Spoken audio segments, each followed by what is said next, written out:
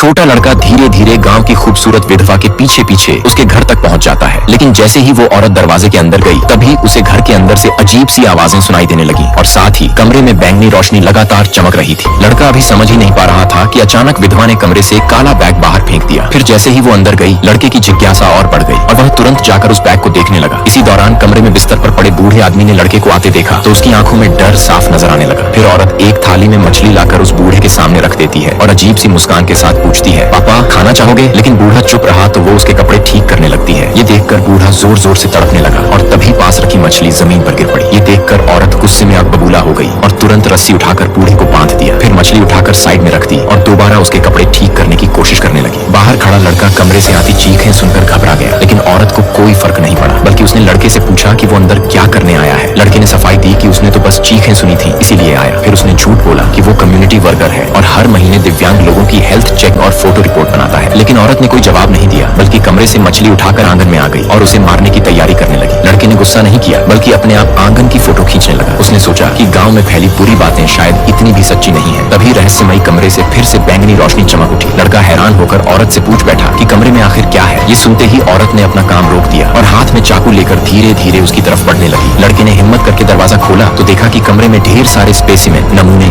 रखे थे। उसकी नजर एक तरफ रखे सूरजमुखी पर पड़ी तो उसने वो पास जाकर देख सकता है। औरत ने इजाजत दी तो वो धीरे धीरे पास गया, लेकिन जल्द ही उसने देखा कि पेंटिंग बोर्ड पर असल में तो नोट करेंसी चिपके हुए हैं। वो छूने ही वाला था कि औरत ने उसका हाथ पकड़कर रोक दिया। रात को अचानक औरत ने उसे डिनर पर बुलाया। खाने की टेबल पर औरत ने रहस्यमयी अंदाज में कहा कि अलग अलग मर्दों के लिए वो अलग अलग तरीके अपनाती है। फिर अचानक उसने सवाल बदलकर पूछा, तुम असल में मेरे घर क्यों आए हो? लड़के ने कहा कि वो तो बस उसकी फिक्र करने आया था। ये सुनकर औरत का चेहरा ठंडा पड़ गया और उसने कह दिया कि खाना खाकर तुरंत निकल जाओ। लड़का जैसे ही खाना खाकर बाहर निकला तो उसे गांव की बूढ़ी दादी मिल गई। असली कहानी अब शुरू होती है।